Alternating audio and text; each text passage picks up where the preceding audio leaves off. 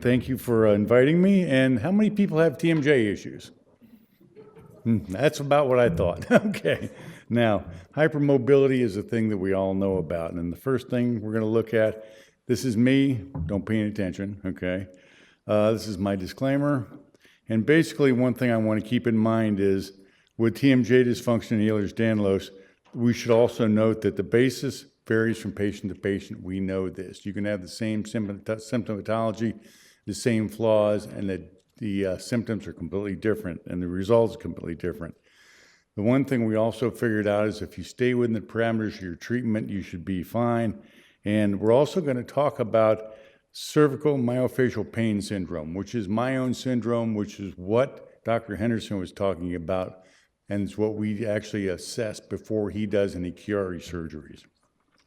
One thing to note is that I usually see the patient after they've been tested and they're not in the middle of any life-threatening situations. In other words, there's no aneurysms, no CSF leaks, that type of situation.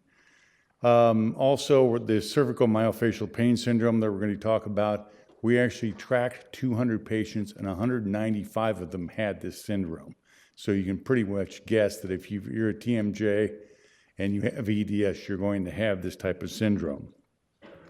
And keep in mind that they are usually always related. Now, Ehlers-Danlos, Dr. Hanna talked about that this morning. I'm not going to run this one around, but I was part of the international consortium in New York back in spring, and we came up with the fact we're actually dealing with two specific chromosomes, chromosome 13 and 15, and at one point, I counted up 74 plus gene sites that were affected, just to give you an idea of how much these guys are playing with this. The new classifications that we came up with, basically what we've done is we've actually taken away the old type and we've gone to HEDS, CEDS, and VEDS with no numerical descriptors. And the actual specifics have been limited with the verification before they're actually included. Okay, so let's talk about TMJ. What's normal, okay? Normal is when you can open your mouth 40 to 55 millimeters. Well, an Ehlers-Danlos patient can do stupid human tricks. They can open their mouth 75 millimeters. They can put a baseball in there, put your fist in there. Well, you can do that for the first couple of years, and then you'll end up injuring yourself, and you'll only be able to open 20 millimeters. So don't push, okay? There's no pain associated with the joint and opening and closing. There's no deviation in the jaw. The jaw opens straight. When you open, there's no joint sounds, there's no cracking, there's no popping. And when you chew, that's normal. You're not having problems chewing. But the one thing to keep in mind, a normal TMJ, if you put your fingers in front of your ears and open your mouth, the condyles should move out 1.5 millimeters.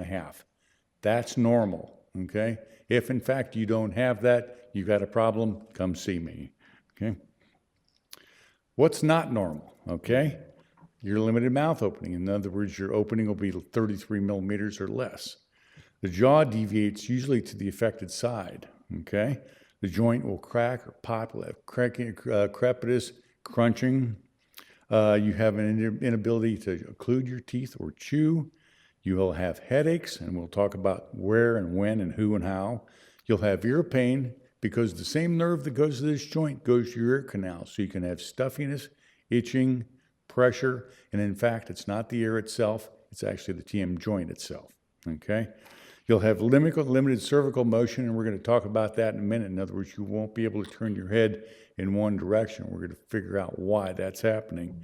And you'll have associated muscle spasms. You'll have trap spasms, temporalis muscle spasms, masseter spasms, and those spasms are associated with change of bone position and mandibular position. Now here are the muscles, okay? And these are the muscles that give the TMJ patient the headache laterally. In other words, the side of your head. There's the temporalis muscle. Is this thing on? Which is this large muscle right here. And it actually goes behind your cheek and attaches to the vertical portion of your jaw. That's what will give you the tension headaches.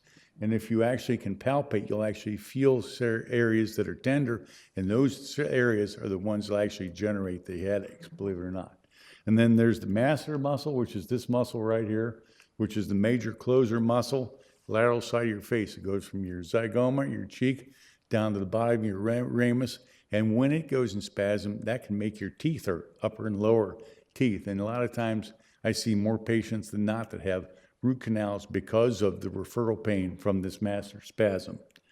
Now there's also the internal pterygoid, which comes from the angle of the jaw to the lateral wing of the sphenoid bone, and then the external pterygoid muscle, which is the one that actually goes to the joint itself. It can move your jaw side to side, has two heads. Superior head goes to the cartilage, inferior head goes to the condyle. That's the one that gives you the occasional sharp zing when you get it going the wrong way, okay?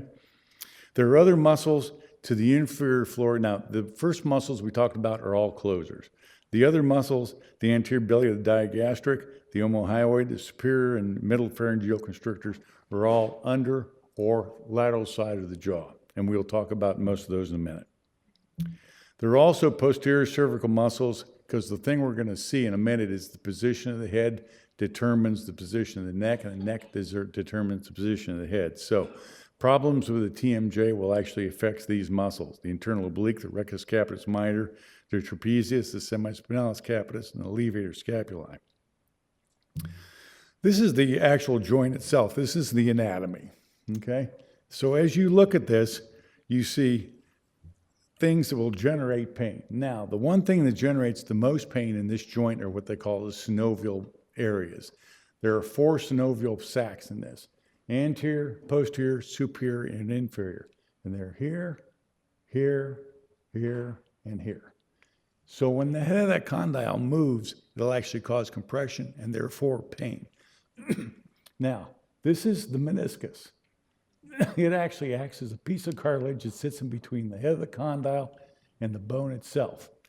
This is the TMJ ligament, and this is the lateral ligament. Pardon me. So what happens is as you open your mouth, the first 33 millimeters is rotation around this axis. As you open wider, the whole condyle moves down and the cartilage moves down. Now, when your jaw locks closed, this cartilage is out in front of this condyle, and it keeps this from traversing forward. When it locks open, it's the other situation. The head of the condyle is in front of the meniscus, and you can't close it. So if you have a dislocated disc, number one, you can only open 33 millimeters if it's anterior. Number two, you're going to get pressure in the ear, in front of the ear. Number three, the actual condyle itself has actually physically moved up, and it will actually physically move up 2 to 3 millimeters. When that happens, the temporalis muscle, the masseter muscle, the internal pterygoid muscle, all those muscles will hypercontract and will actually give you a headache, pain, and discomfort. Now, there are other structures here.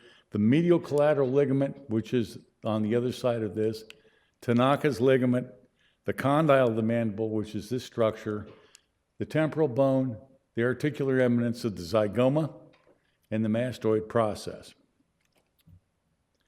Now, the arthrokinematics of the joint basically revolve around the fact that this is what they call a gangliomo-arthroidal joint. It's a rotating and a translating joint, okay? And it goes into a 3-dimensional pattern. Now, when you felt the condyle move out, the reason being is that the joint is not shaped as a top and a bottom. It's shaped as a cup. So as you move out, you're going to physically move out in that cup, and that cartilage has to be between those two bones. That's why if it doesn't move out, come see me, you're dislocated, okay? The one thing in this slide, the one that I can really point out, is that the pre- and post-vertebral musculature determine the jaw position. And the craniomandibular rest position is a function of the mandibular rest position. In other words, the jaw determines where the head is, the head determines where the jaw is. They work back and forth. Okay, now let's talk about neurology. The nerve that runs this entire show is the trigeminal nerve, and it's the largest nerve in your head besides your brain. And it actually has 3 major branches: V1, which comes out above the orbit, V2, which comes out below the orbit, and V3, which is in the jaw itself. So this is sensory alone, that's sensory alone, This is sensory and motor. Okay, now the motor goes to all the muscles and mastication we just talked about. It goes to the teeth, it goes to the sinuses, and it also goes to the anterior belly of the digastric, which is under your chin, and it also goes to the lateral rectus muscle in your eye. So a lot of times when I'm examining patients, I'll ask them, are you having problems, double vision? And in fact, that trigeminal nerve will actually cause divergence of the eye. Now keep in mind that the trigeminal nerve also goes back to C2 in your neck and L2 in your back. So discomfort in that can actually refer its way up. Now we just talked about convergence mechanisms where muscle spasms can actually make the teeth hurt. That happens at a lot of different places here, but that's the most classic. If you have a masseter spasm, it'll make the upper and lower teeth hurt. And like I say, I see root canals, I see crowns, I see extractions, and all the fact is that it's what they call the middle superior alveolar nerve spasm from the masseter muscle. And that's where that problem usually comes from. Now there's another symptom called nociception, where the source of the pain is one place and the site of the pain is another place. Traditionally, if you have a trap spasm, you'll actually feel the pain in the superior portion of your temporalis. Not too unusual. Same thing, the lateral portion of your neck, sternocleidomastoid, you'll actually feel it in the forehead. So keep in mind, source is one place, site can be someplace else. Now, cervical cranial instability is a portion of this because the mandible helps determine what the head position, and head determines depending on where the mandible is. Now, the head posture, as it comes forward, will actually put strain on the ligaments, the tendons, the musculature, but keep in mind that every 2 inches of your head comes forward, it actually doubles the weight of your skull. Okay, so in fact, if you're 2 inches forward, or you've been looking at your iPhone for 3 days, it'll get to you. That's what will actually cause referral pain. Mandibular posture again, and again, the pre and post-vertebral musculature determines the jaw position. Craniomandibular rest position dictates the mandibular rest position. I can't say that enough. Now, when you're actually doing an examination, one of the things that practitioners or clinicians do is we do, like I say, we do an initial exam. And there are 3 major ligaments that actually physically hold your skull to your spine. And that has to do with the ligaments that will actually limit your head rotation to the side, which is your transverse ligament, your looking up and down, which is your cruciate ligament, or your alar ligament, which is your side-to-side ligament. Now, if your transverse ligament is stretched or at a position, when you put your head down and rotate side to side, you should be able to go to 50 degrees. If it's limited, we have a problem there. If the cruciate ligament is limited, in other words, you won't be able to look up or look down. But the most pertinent one is the alar ligament. It's the one that actually physically allows you to go side and side. And basically what that means is when your head goes to the right, the dorsal process of C2 goes to the left. When it goes to the left, the dorsal process goes to the right. If in fact there is a tear or a problem with the alar ligament, the dorsal process won't move, and it's fairly important. Now, again, I'm going to tell you that I feel that C2 is the cornerstone of the cervical spine. Now, basically what happens is that when we take a picture, and we're going to see this in a minute, you can actually see the mandibular rotation. In fact, I'll just show it to you. I feel like this is the most important film or slide in this situation. Now, what we're looking at here, we're looking at the mouth open. Look at the occlusal plane. This is the dens right here of C2. This is the space inside of C1. In other words, the vertebrae is aligned, it's straight. When you open, things open straight. Now, if you look at this one, the vertebrae is actually rotated to the right. The space is increased to the right, decreased to the left. But look at the occlusal plane. You see how it's actually higher on the left than it is on the right? Vice versa. Rotation to the left, increased space, higher on the right than it is on the left. What actually happens, there's a muscle, and we're going to talk about it in a minute, superior pharyngeal constrictor, that actually goes from the jaw to C1, 2, and 3 in your neck. And it actually dictates where those vertebrae sit. I don't know if any of you have ever gone to the dentist and had a crown done or a cap done, and he does it, and you go home and go, that feels high. And you go over to him and he says, I'm going to adjust that. He adjusts it. You go home and you go, that still feels weird. He keeps adjusting. It's not the bite.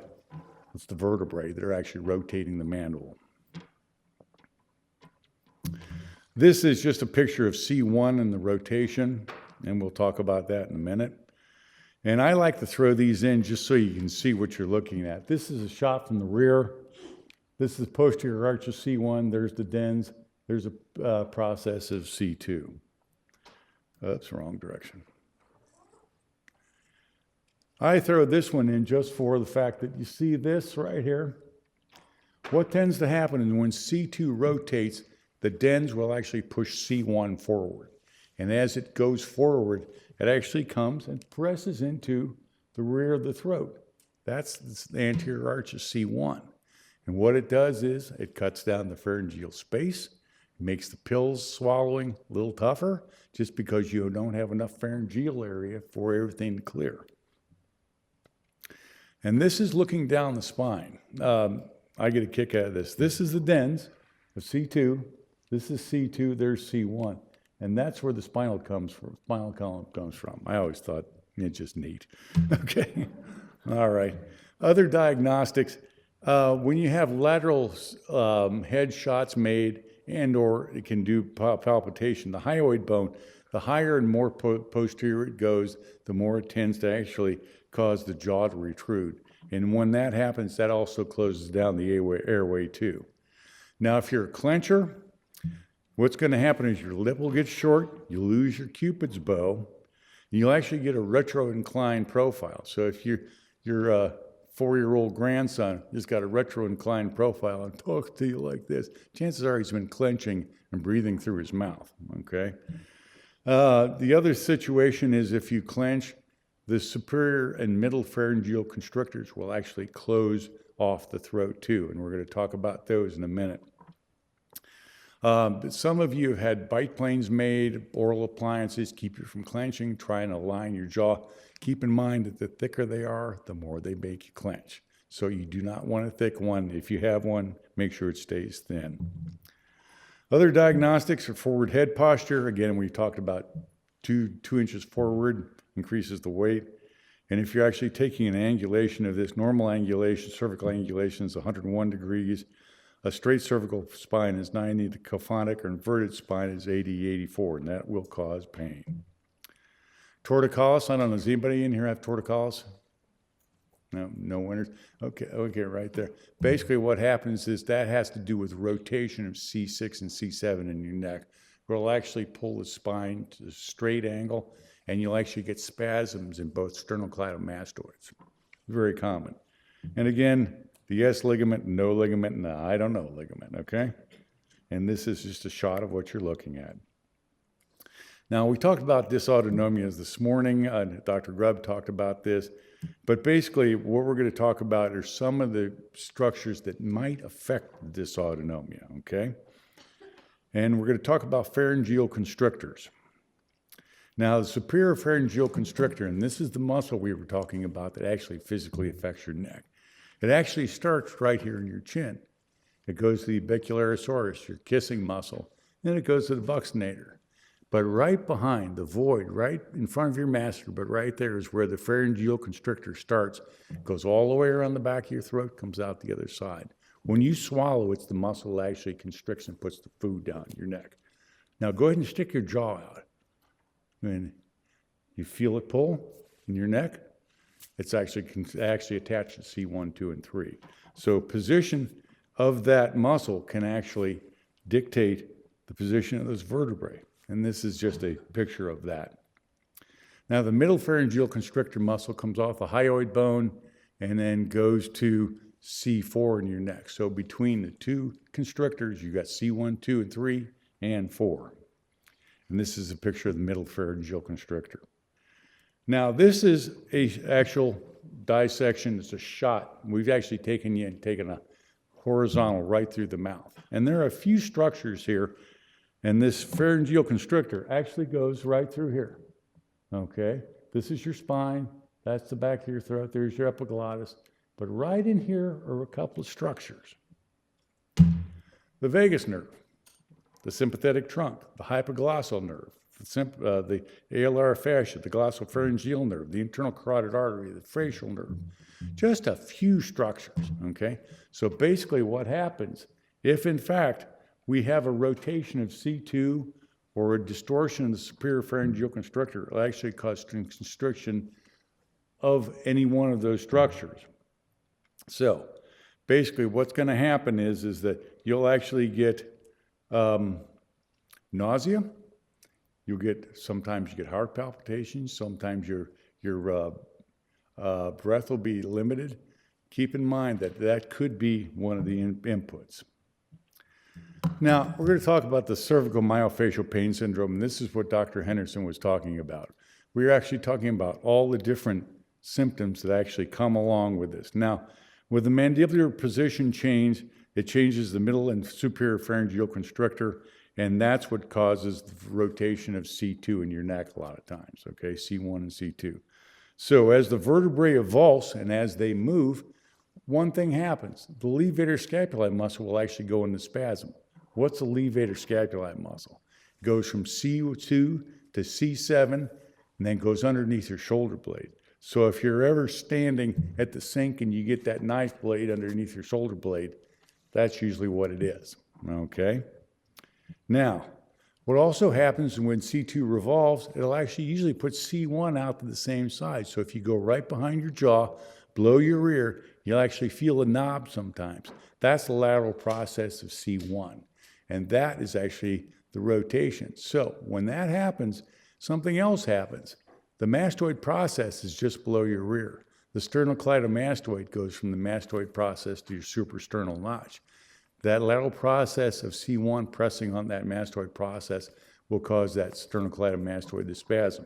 Also, the front of your neck along your trachea will be sore. That's called the longus colli muscle, and that actually supports the vertebrae in front. Now, another thing that happens is that as C2 revolves, a lot of times it will actually put pressure on the greater occipital nerve. Now, that's the nerve that runs up the back of your head. It goes to the greater occipital muscle that goes to the aponeurosis. There's the occipital muscle. There's the aponeurosis, which is a big piece of connective tissue. And it goes to the frontalis, which is your brow muscle. And it also goes to an area you can feel right in your eyebrow. It's called V1. So basically what happens is constriction of the frontalis will push on V1, so you end up getting pressure above the eye and behind the eye. And the headache will be above your eye. You'll get little shots at the vertex every once in a while and pain in the back of the head. Okay, so in summary, basically, the mandibular joint can malfunction, induces mandibular position change, joint compression, malfunction, muscle spasms and contractions and headaches, okay? Mandibular position can induce a cervical change. It can cause the infrascapular problems, lateral neck problems, the pressure behind the eye. And it can keep the typical trigeminal symptoms in play also. The mandibular occlusion will be altered to change the cervical mandibular position. You can't find a correct bite. So, in conclusion, the TMJ and upper cervical stability are most always related to TMJ, EDS patient. Malposition of the vertebrae will produce jaw misalignment, malocclusion, as well as limited function and joint noises. Jaw misalignment will produce vertebral torsion, misalignment, and limited function and skeletal referral pain. Any questions? Okay.